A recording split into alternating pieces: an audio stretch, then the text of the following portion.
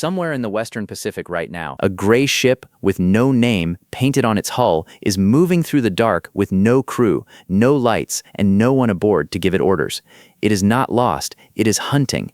The Pentagon's own war games say the next Pacific conflict will be decided in the first 72 hours, and the United States has spent the last decade quietly building 8 naval weapons designed to end it in the first 72 seconds. What is coming involves a shipping container. You will understand why the thing Beijing's planners fear most is not a missile at all. Everything you are about to see is real hardware. Not concept art, not a defense contractor's animation, steel that exists, launchers that have already fired, and machines that have already gone to sea.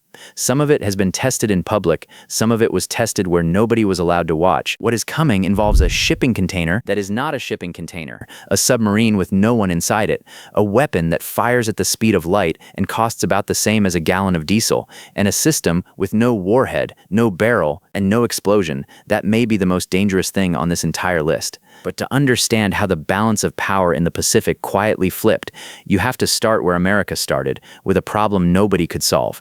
For 20 years, the US Navy could put steel on any target on Earth, as long as it could get close enough. China's entire strategy was built on making sure it never could. Everything on this list is an answer to that one problem. Let's begin at number 8, the Mk-70 payload delivery system. Picture a cargo ship, rust on the hull, containers stacked 6 high, the kind of vessel that passes through the Malacca Strait 1,000 times a day and never gets a second look from anyone. One of those containers is not carrying anything. The Mk-70 payload delivery system takes the vertical launch cells that normally sit buried inside a billion-dollar destroyer and puts them inside a standard 40-foot shipping container. The roof splits open, the cell elevates, and a weapon that used to require a warship now launches from the deck of anything: a supply vessel, a barge, a flatbed truck, a concrete pad on an island nobody can find on a map. Understand what that does to an enemy's map. China spent 2 decades and hundreds of billions of dollars building what analysts call an anti-access bubble. A wall of sensors and long-range missiles designed to sink American warships before they ever get in range. That entire strategy rests on one assumption, that American firepower comes from a small number of very large, very visible ships. Find the ship, kill the ship, win the war. The Mk-70 breaks that assumption in half. Now firepower is anonymous. It has no radar signature that says warship. It has no silhouette.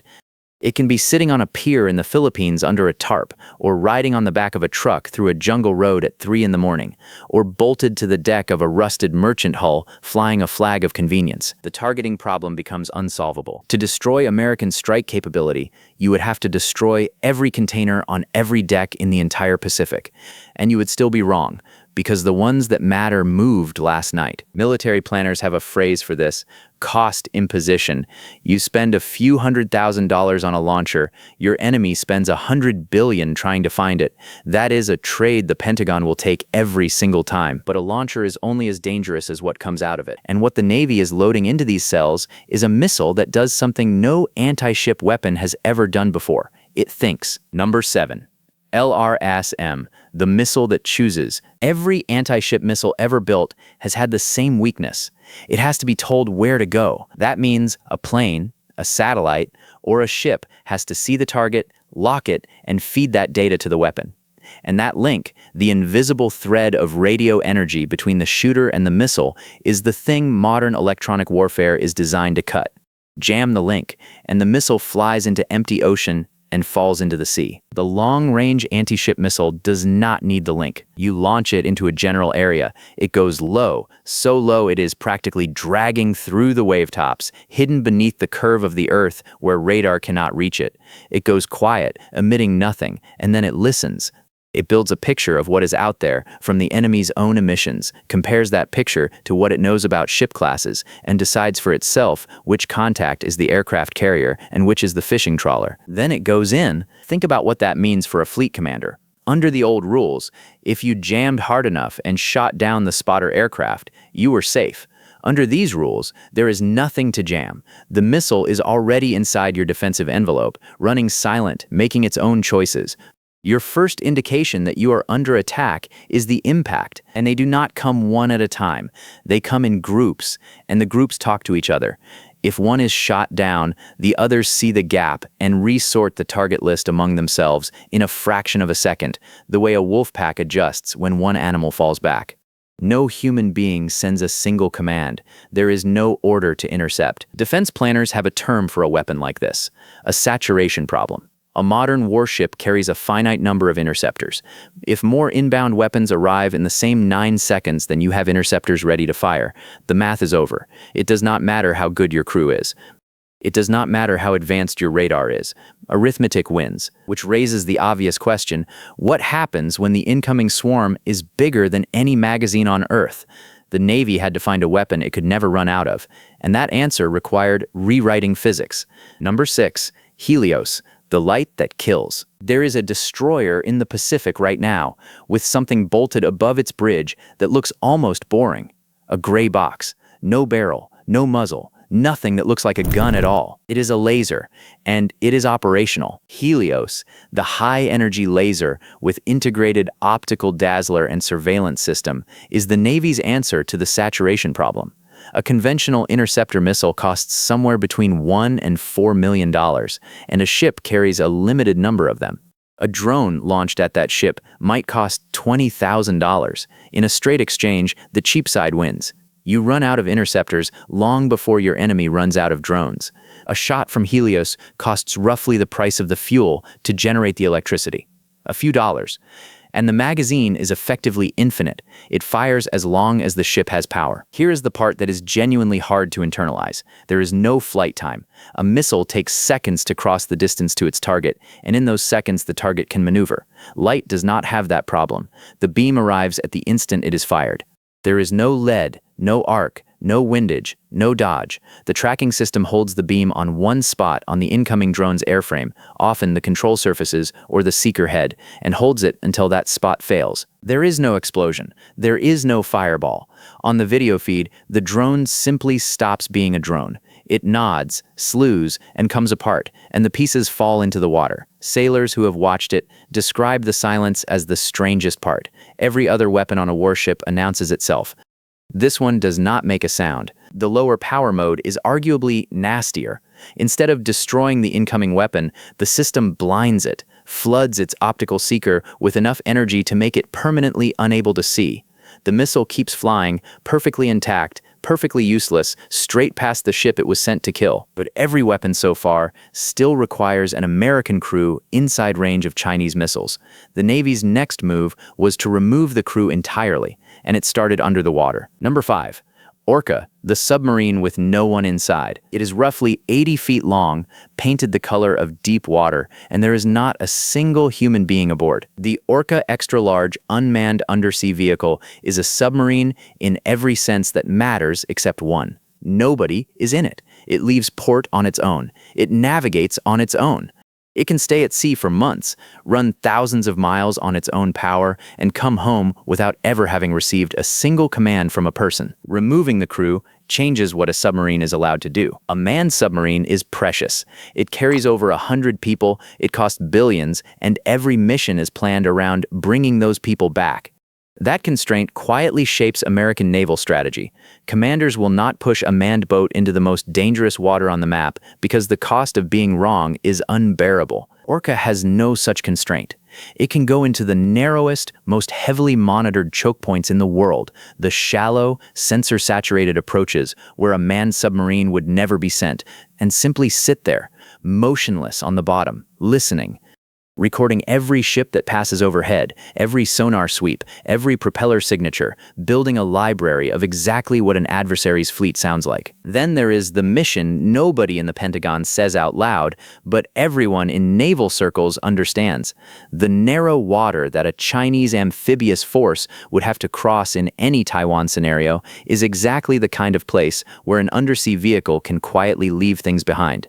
Modern, smart naval minds can be programmed to ignore civilian traffic entirely and wake only for a specific hull signature.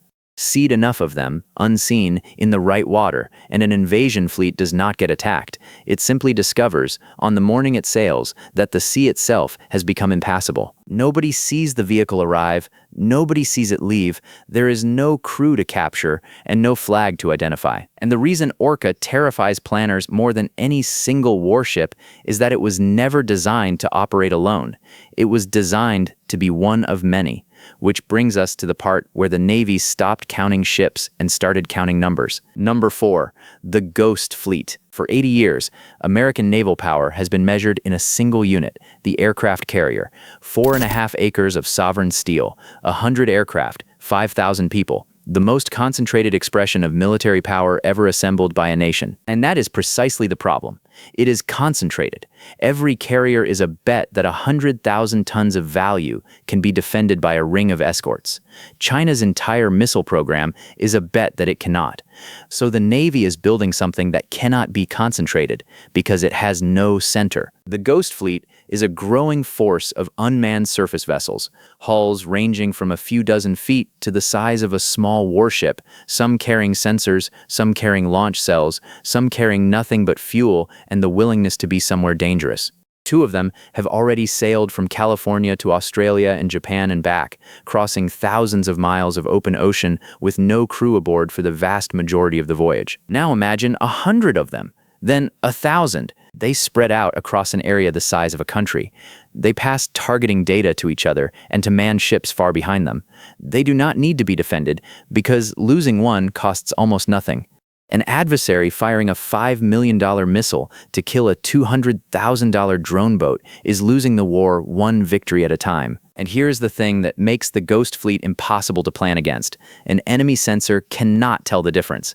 On a radar screen, a decoy hull returns the same signature as a hull loaded with strike missiles.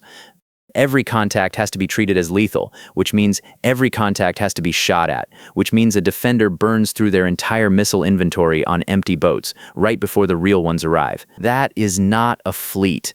That is a fog with teeth in it. But the Ghost Fleet fights on the surface, where it can be seen.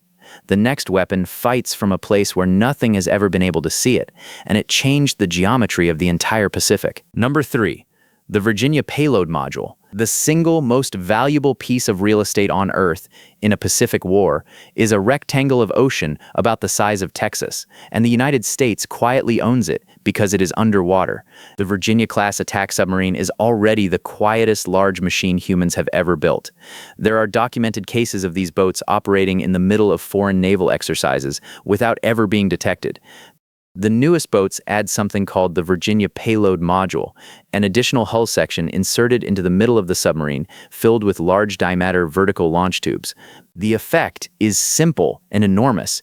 It roughly triples the number of cruise missiles a single attack submarine carries. Now put that together with what a submarine actually is. It does not need a base within range, it does not need airfields that can be cratered, or tankers that can be shot down, or a carrier group that can be tracked from space. It is a launch platform that arrives with no warning, from a direction that cannot be determined, and leaves before anyone knows the direction it came from. The missiles it carries have themselves been rebuilt.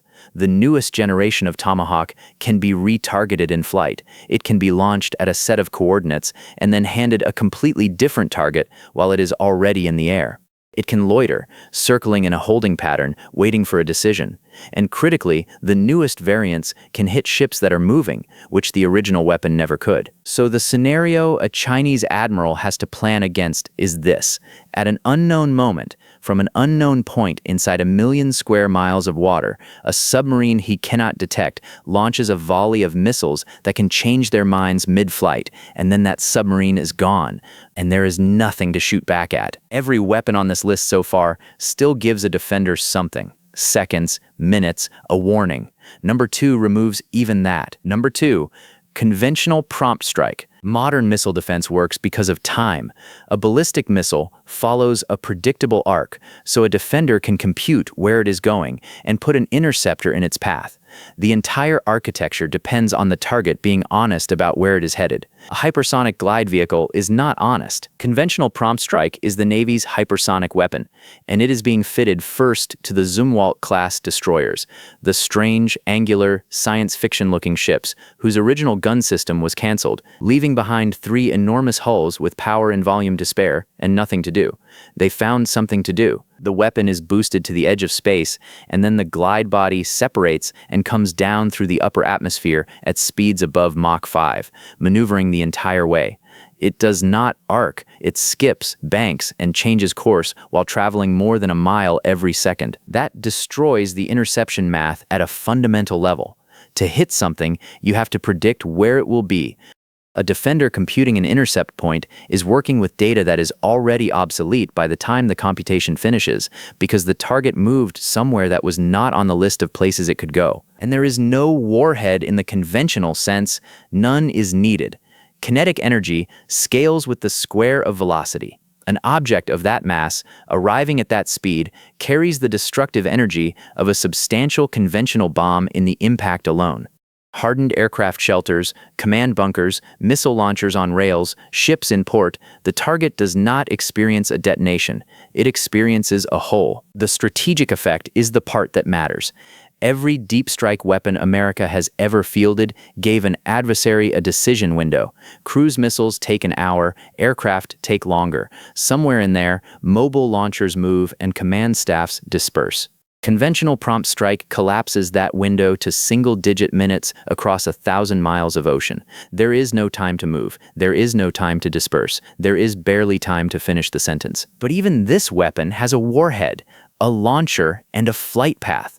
Number 1 has none of those things, and every single weapon on this list is useless without it. Number 1, Project Overmatch. Here is the one you have almost certainly never heard of. No footage, no test video, no congressional demonstration for the cameras. Its own program leadership has said publicly that they will not discuss what it does. Project Overmatch is not a weapon. It is the nervous system. Everything you just saw, the anonymous container launcher, the missile that picks its own target, the laser, the crewless submarine, the ghost fleet, the boats, the hypersonic glide body, has been a separate machine with a separate crew and a separate radio. For 70 years, American naval combat has worked essentially the same way. A sensor sees something, a human relays it, another human decides, a third human shoots. Each handoff costs seconds. In a hypersonic war, seconds are everything. Overmatch deletes the handoffs. It fuses every sensor in the theater into one shared picture. Every satellite, every submarine sonar, every drone boat's radar, every aircraft. And it does it in a way that does not depend on any single link surviving. If a satellite goes dark, the network reroutes. If a node is jammed, the data finds another path. There is nothing to decapitate because there is no head. And on top of that picture, it runs the thing that actually ends wars in seconds. Any sensor can cue any shooter.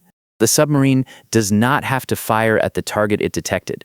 It can hand that target to the container launcher on an island 400 miles away, or to a drone boat with no crew, or to the destroyer that never turned on its own radar and therefore was never seen. The shooter that fires is not the one that looked, which means an enemy who detects an incoming attack learns nothing about where it came from, and an enemy who destroys the platform that saw them has destroyed nothing at all. Compress the entire chain: detection, identification, decision, launch, and what used to take minutes now takes the time it takes for a machine to think. That is the whole promise of the title, and it is the reason this system is number 1, not because it destroys anything, because it is what turns 8 separate weapons into one weapon and turns a battle into an outcome that was decided before anyone realized it had started. The uncomfortable truth is that none of this exists to be used.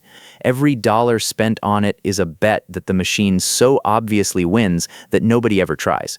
Deterrence is the only version of this story where the weapons stay in the racks, and the entire wager of the last decade is that building something this fast makes it something no one ever has to fire. If you got something out of this, hit like, subscribe, and turn on notifications so the next one reaches you. There are related videos on screen right now if you want to keep going. And here's my question for you. Of everything on this list, which one do you think actually changed the balance of power the most? And which one do you think we still have not been told the truth about?